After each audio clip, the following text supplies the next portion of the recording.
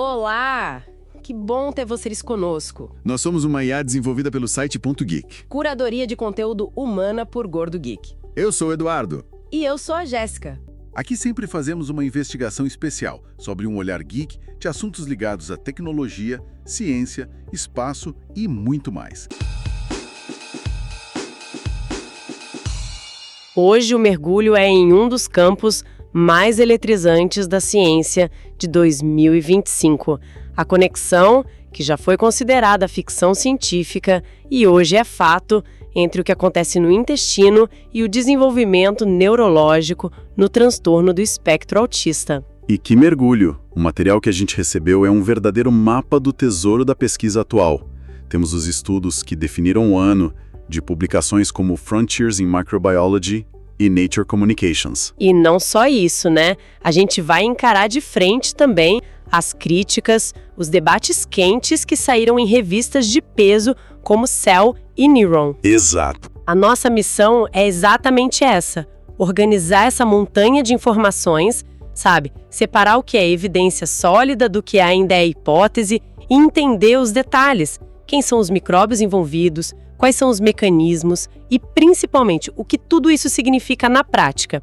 É uma exploração completa para quem precisa dominar o assunto em todos os detalhes. Vamos começar? Vamos lá. Ok, o ponto de partida de tudo isso é uma ideia que parece simples, mas é revolucionária. O tal do eixo microbiota intestino-cérebro. Basicamente, a noção de que o intestino não é só um processador de alimentos. Falam até em segundo cérebro, o que parece um exagero. O que isso quer dizer na prática? Olha, não é tanto um exagero quando se olha os números. O intestino tem seu próprio sistema nervoso, o sistema nervoso entérico, com tipo uns 500 milhões de neurônios. 500 milhões! É mais do que a medula espinhal inteira. Ele consegue tomar decisões locais sem nem consultar o cérebro. Mas o ponto crucial é que ele não está isolado. Ele tem uma linha direta com o cérebro principal, uma superestrada de informação chamada nervo vago. Uma linha direta, tipo um telefone vermelho entre o intestino e o cérebro. Exatamente. E o que a ciência de 2025 consolidou é que quem está controlando grande parte das ligações nesse telefone são os trilhões de micro-organismos que vivem lá, a microbiota. Eles funcionam como um órgão endócrino virtual. Órgão endócrino virtual, gostei. Isso quer dizer que as bactérias estão, na prática, fabricando os mesmos químicos que regulam o nosso humor e comportamento? Precisamente. Elas produzem neurotransmissores idênticos aos produzidos no cérebro. GABA, que acalma, serotonina, essencial para o bem-estar, dopamina, ligada à motivação. Essa produção é constante. Agora, imagina o que acontece quando essa comunidade de produtores químicos entra em colapso. Vira uma bagunça. Exato. Esse estado de desequilíbrio, que a gente chama de disbiose, bagunça toda a sinalização. E foi justamente essa disbiose que um estudo da Frontiers in Microbiology colocou no centro do palco, certo? A conclusão deles foi bem direta, quase uma bomba. Foi bombástica. Eles afirmaram que a disbiose não é apenas uma condição associada, mas tem um papel crucial na patogênese do TA.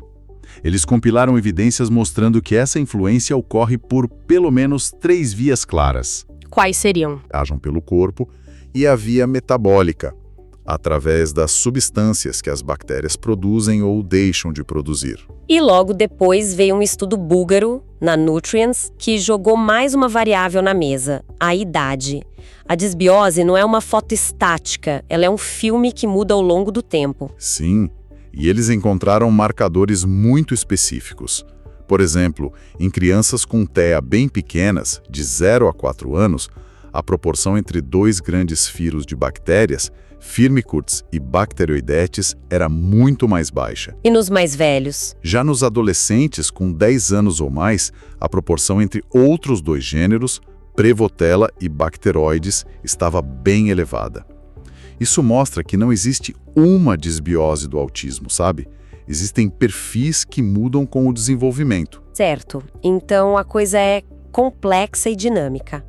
Mas o estudo que realmente conectou tudo de forma visual foi o da UCLA, publicado na Nature Communications. Eles fizeram algo que parece saído de um filme. Olharam para o cérebro e para o intestino ao mesmo tempo. E foi genial. Eles combinaram ressonância magnética funcional, que mostra o cérebro em atividade, com metabolômica, que é uma análise super detalhada dos compostos químicos no corpo. O resultado, uma correlação direta. Direta como? Eles viram que as áreas cerebrais ligadas ao processamento sensorial e social tinham uma conectividade diferente em crianças com TEA. E o mais incrível, o grau dessa alteração cerebral estava diretamente ligado à falta de metabólitos produzidos no intestino. Não acredito! Especialmente os da via do triptofano, que é o tijolo para construir a serotonina. Uau! Então eles conseguiram, de fato, ver a conexão, uma imagem do cérebro de um lado, uma análise química do intestino do outro e os dados mostrando que as duas coisas conversavam entre si. Ok, o cenário está claro. Existe uma assinatura microbiana diferente no TEA. Que tal a gente conhecer os personagens dessa história? Usando a analogia da fonte, o intestino é como uma floresta. O que acontece nessa floresta? A analogia é perfeita. O que os estudos mostram é um desmatamento de espécies benéficas e o crescimento oportunista de outras potencialmente tóxicas. Se a gente começar pelos heróis em declínio, um dos principais é o gênero Bifidobacterium. Ah, esse é famoso. É o que tem em iogurte, não é? Sim, mas as cepas que importam são as que colonizam o intestino na primeira infância. Elas são tipo as verdadeiras arquitetas do sistema imune. Elas produzem ácidos como o acetato e o lactato, que fortalecem a barreira intestinal. A redução delas, que é um achado muito consistente no TEA, está ligada a menos GABA no intestino e a uma barreira mais frágil. E além das Bifidobacterium tem a Prevotella, que foi citada no estudo búlgaro. Qual é o papel dela? A Prevotella é especialista em fibras. Ela adora digerir carboidratos complexos de vegetais. A ausência dela, muitas vezes ligada à seletividade alimentar comum no autismo, priva o corpo de ácidos graxos de cadeia curta. E eles são importantes por quê? Essas moléculas são o principal combustível das células intestinais e também têm efeitos anti-inflamatórios no cérebro. Sem Prevotella, é como ter um carro de alta performance e só colocar combustível de baixa qualidade. Ok, heróis em baixa. Agora, a parte divertida. Os vilões. Quem são os patobiontes que tomam conta do espaço? O clássico parece ser o Clostridium. Sim, o Clostridium é um suspeito antigo.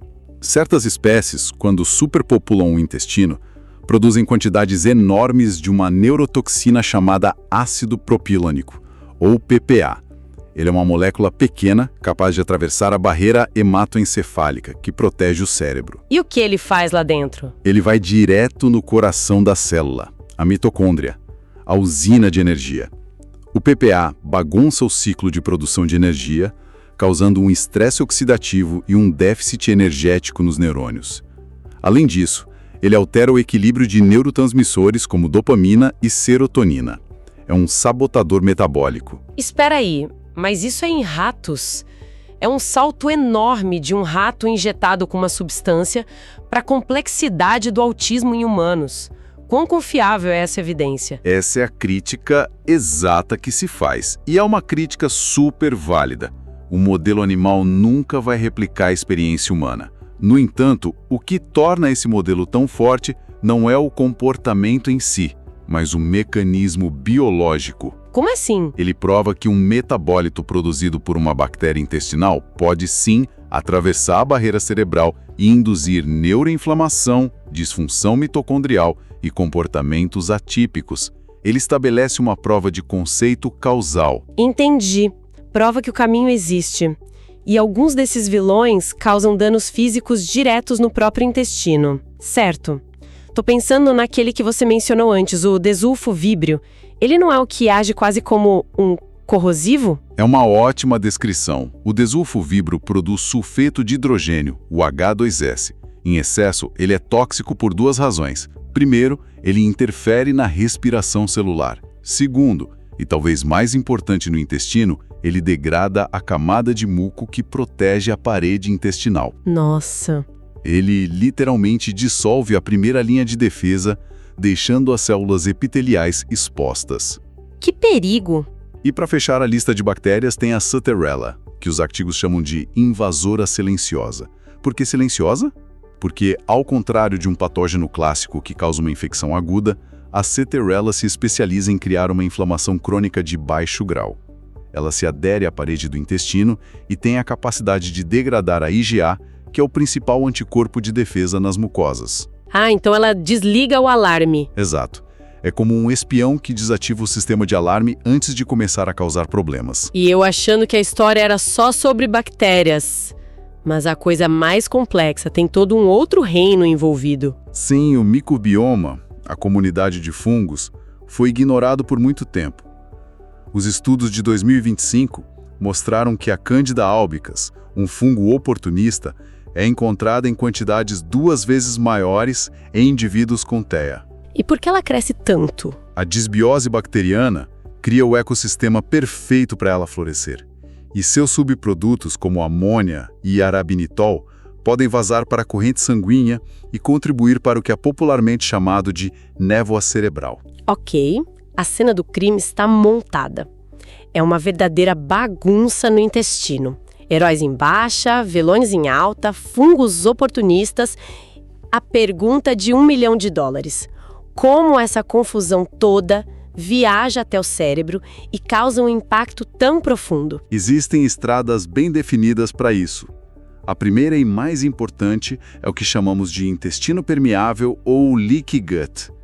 As toxinas dos vilões, como o H2S e o PPA, danificam as junções que mantêm as células da parede intestinal unidas.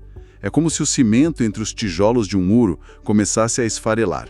Então a barreira do intestino fica toda esburacada e pedaços de bactéria, como os lipopolissacarídeos, o tal do LPS, começam a vazar para o sangue. É isso que dispara o alarme geral de inflamação no corpo? Exatamente. O sistema imune vê esses fragmentos de bactéria na corrente sanguínea e entra em alerta máximo, liberando uma onda de moléculas inflamatórias, as citocinas. Isso cria um estado de inflamação sistêmica crônica. E essa inflamação consegue chegar no cérebro? Eu achava que ele era super protegido pela tal barreira hematoencefálica. Ele é, mas essa barreira não é infalível. A inflamação crônica no corpo pode torná-la também mais permeável. As citocinas atravessam ou sinalizam através dela. E isso ativa as células imunes do próprio cérebro, a microglia. A microglia. Sim, e a microglia, quando ativada cronicamente, entra em um estado reativo. E o que uma microglia reativa faz de errado? Uma de suas funções no desenvolvimento é a poda sináptica, ou seja, limpar conexões neurais que não são eficientes. É um processo de otimização. Em um cérebro inflamado, a microglia pode realizar uma poda defeituosa, eliminando sinapses que deveriam ficar ou deixando as que deveriam ir. E isso afeta a conectividade do cérebro. Diretamente. É uma das características centrais do autismo. Fascinante e assustador. Além da inflamação, tem a questão dos próprios neurotransmissores, os mensageiros químicos. Sim, a disbiose afeta a matéria-prima deles. O exemplo mais claro é o da serotonina. Ela é feita a partir do aminoácido triptofano. Uma microbiota desregulada pode desviar o triptofano para outras rotas, como a produção de compostos neurotóxicos. Menos triptofano disponível para o cérebro. Significa menos serotonina. O mesmo vale para o equilíbrio GABA-glutamato. A falta de produtores de GABA, como as Bifidobacterium, pode levar a um cérebro com mais aceleração, glutamato, e menos freio, GABA, contribuindo para a hipersensibilidade sensorial. E, por fim, tem a tal da linha direta, o nervo vago. Mas como se sabe que o efeito não é só químico, por alguma substância que a bactéria solta no sangue? Como isolaram a via neural? Com um estudo elegantíssimo feito com a bactéria Lactobacillus reuteri em camundongos. Eles viram que dar essa bactéria para os animais restaurava comportamentos sociais. A hipótese era que a bactéria estava estimulando o nervo vago. O telefone vermelho. Exato, que por sua vez sinalizava ao cérebro para produzir mais ocitocina, o hormônio social. E a prova final? Como eles provaram que era o nervo? A prova final foi cirúrgica, literalmente. Eles cortaram o nervo vago dos camundongos e deram a bactéria novamente. O efeito desapareceu por completo. Uau! Isso provou que a comunicação era neural. Era a bactéria usando o telefone para falar diretamente com o cérebro. Certo. Com tudo isso, parece um caso encerrado. O intestino desregulado afeta o cérebro. Fim da história. Mas a ciência nunca é tão simples.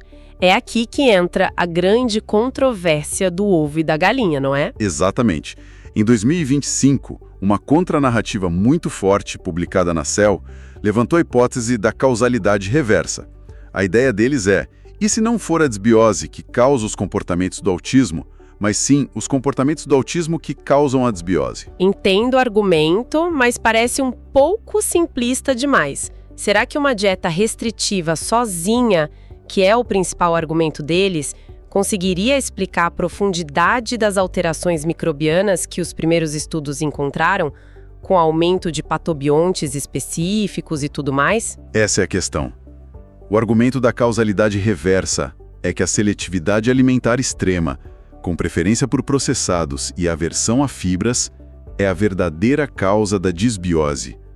A assinatura de autismo no microbioma seria, na verdade, uma assinatura de dieta pobre. E eles apontam outras falhas também, né? Sim, os críticos também apontam falhas metodológicas em muitos estudos. Amostras pequenas, falta de controle para uso de antibióticos ou constipação, que por si só já alteram o microbioma. Então, para onde o consenso científico de 2025 apontou? Ficou um impasse. Não, o campo convergiu para um modelo muito mais elegante e que faz mais sentido. O ciclo vicioso. A ideia é que ambas as coisas são verdadeiras e se retroalimentam. Como funciona esse ciclo? Começa com uma predisposição genética que leva a sensibilidades sensoriais. Essas sensibilidades causam a seletividade alimentar. A dieta restritiva induz a desbiose. E aqui vem o pulo do gato. A desbiose causa inflamação, dor e desconforto gastrointestinal, o que piora a irritabilidade, ansiedade e rigidez comportamental, reforçando ainda mais a seletividade alimentar. Isso é bem pesado, na verdade. Porque significa que a criança fica presa. O desconforto físico que a desbiose causa só piora os comportamentos que causam a desbiose em primeiro lugar. É um ciclo difícil de quebrar. Exatamente. E é por isso que a ideia de intervir no intestino se torna tão poderosa. Não se trata de buscar uma cura para a condição genética original, mas de quebrar esse ciclo de exacerbação que gera tanto sofrimento. E isso nos leva, finalmente, às novas fronteiras terapêuticas. Se é possível intervir, o que está sendo feito? A abordagem mais radical é o transplante de microbiota fecal, o FMT. A ideia é dar um reset completo no ecossistema, transferindo a microbiota de um doador saudável. Ensaios clínicos de 2024 e 2025, como um grande estudo chinês, mostraram redução de 23% nos scores de comportamento e melhoras enormes nos sintomas gastrointestinais. Resetar o sistema todo parece promissor, mas também um pouco drástico. Quais são os riscos ou as desvantagens? A principal é a durabilidade. Se a dieta não mudar para sustentar o novo ecossistema, a tendência é que o microbioma antigo volte a predominar em alguns meses. E claro, há questões de segurança e padronização. E do outro lado do espectro temos os psicobióticos, basicamente probióticos de nova geração. Isso. São cepas bacterianas específicas que, quando ingeridas, produzem um benefício para a saúde mental. O Lactobacillus reuteri, que estimula ocitocina, é um grande candidato. Outro é o Bacteroides fragilis, que em modelos animais conseguiu corrigir a permeabilidade intestinal. Então não adianta sair comprando qualquer probiótico na farmácia, certo? A chave é a especificidade da cepa para o efeito desejado. Exatamente. E talvez a base de tudo que sustenta qualquer outra intervenção seja a dieta. O foco mudou de dietas de exclusão genéricas, como sem glúten e caseína, para dietas personalizadas, anti-inflamatórias e, o mais importante, com a introdução estratégica de fibras e prebióticos para alimentar os heróis que já estão lá. É menos sobre matar os vilões e mais sobre fortalecer os mocinhos. Perfeito. Que exploração. Ok, vamos juntar as peças. Primeiro, a conexão intestino-cérebro no TEA não é mais uma hipótese. É um fenômeno biológico real e mensurável.